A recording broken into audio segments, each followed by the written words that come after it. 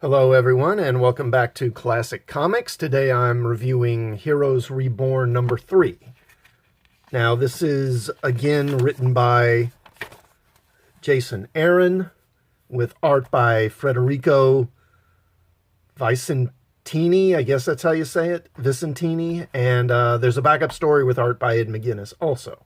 Now this issue focuses on the Blur, who is the Flash counterpart in the Squadron Supreme. Now, the Blur was originally called the Whizzer back when he was first introduced in I think it was in the late 60s. Now, back in the Golden Age, Timely Comics, which was the predecessor of Marvel, published a heroic speedster character called the Whizzer. So I think that's where they got the name from. But in the early 2000s, Marvel got J. Michael Straczynski to do a new kind of grittier, darker version of the Squadron Supreme. And in that, he named the speedster character the Blur. Understandably, I guess, thinking Whizzer was kind of an outdated name. And he also changed the character and made him African-American. That version of the Squadron Supreme was off in its own universe, but after Secret Wars, they merged the two together, so that's kind of what we have with this character here. He's called the Blur, but he wears a costume like the Whizzer wore, and he's Caucasian. So we start off with him narrating, and he's talking about how he's got tons of computers and phones and laptops and TVs and everything, and he's doing all these different things at once online and in social media simultaneously. This version seems a bit younger than the earlier versions. And this is a really nice 2-page spread we get here right early on. Now, he starts telling us about how he fought one of his opponents, Ursa Major, who is a Russian character who can turn into a bear. And there's actually this entire city in Siberia called Grizzly City that's full of these kind of anthropomorphic bear men. This is obviously kind of a takeoff on Gorilla Grodd and Gorilla City over at DC Comics, which is part of the Flash mythos. So there I was, trapped in the secret Siberian lair of Soviet super bear Ursa Major and his artificially evolved man-eating minions, the commie carnivore metropolis known as Grizzly City. If I was going to escape alive, your friendly neighborhood super speedster would have to outrun the fiercest jaws on... Wait, that's not what I was talking about before, was it? Has this even happened yet? Sometimes I forget what year it is or if I'm in the present or not. Now I remember. And then we jump back to the events of the first issue where we saw him fighting the Silver Sorceress, who is this world's version of the Scarlet Witch. She's kind of Scarlet Witch and Quicksilver combined. And he's fighting her, and he's like posting on social media like he's, as he is fighting her, and he says, "To recap for those who last joined the live stream today, I'm being attacked by one of my main rogues, the Silver Witch, the self-proclaimed Speedster Supreme, and believe me, I've got litigation pending on that one."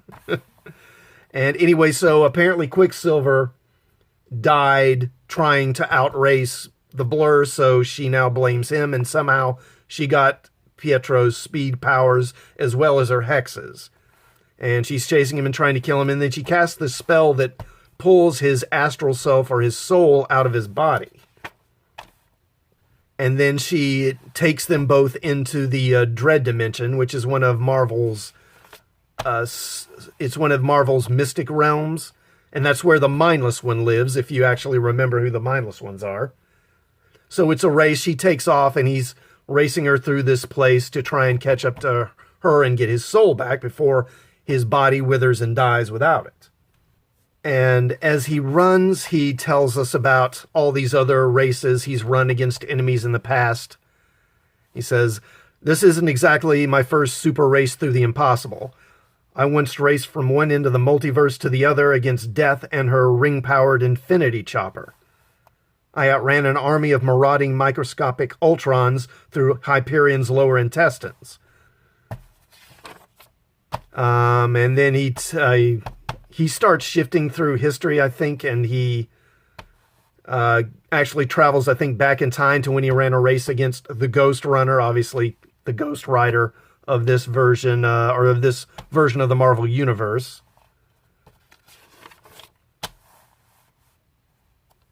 And he starts to catch up to her, so then she casts another spell, which saps his speed, and he can't keep up with her anymore, and she runs off. And he goes to the Ancient One to help learn how to control his powers. And he's, I guess, kind of the main magic hero in this version of the Marvel Universe, because I guess Doctor Strange doesn't exist in this world, I suppose, or at least he doesn't have his powers in this world. And the Ancient One teaches him he just needs to control his power, he needs to slow down, and he teaches him to sort of focus on this flower and meditate. And honestly, I don't exactly understand what looking at the flower did. Somehow it allowed him to perceive other dimensions and perceive life outside of the normal universe or something like that. I mean, that's kind of what I get for it. And so he sees some other dimension. He sees this creature called a wraith whale. Then he hops a ride on the wraith whale and he rides it to catch up to her. And he gets his soul back and saves himself. And the Silver Witch winds up in Ravencroft, which is this universe's version of Arkham Asylum. And then we get this kind of denouement at the end here. He says, I used the old sit and stare at the flower lesson. You know what I'm talking about, right? Always catches them by surprise. I can't do it too often, though. I'm not much of a sitter. I'm a doer. You are too, I bet. But, you know, there was a moment when I was seeing beyond where it felt like I could see the cracks in the everything in the way reality itself was built. It's almost like it was all... Wait, what was I talking about? Sorry, I always babble before a big race. You all stretched out? Good. The loser buys the burgers. Ready? 3, 2, 1, and it turns out he's racing eternity, it looks like. So anyway, that's the story. Now, there's a backup. So I guess Echo won that Phoenix tournament, so she's the new Phoenix. And then she meets Blade and Captain America, and they want to recruit her to help fix the universe and restore the old Marvel universe. And, I mean, it's okay. You know, McGinnis's art is always good. But other than that, it's just kind of there. So, overall, I enjoyed this issue. It was fun. It was fun. The plot moved quickly, which is appropriate, I guess. Aaron did a good job of introducing us to the Blur and making him a likable character. And again, we got kind of a peek at this altered version of the Marvel Universe, and I'm really liking it. Vicentini's art is solid. It fits the story well. His figures and his backgrounds are a bit less detailed, but I think that works here. What's important is that his figure work is really good. He does a great job of portraying the speed of the characters, which you need for this kind of work. The figures, they just have this great energy to them. Not stiff at all. You know, like here, here,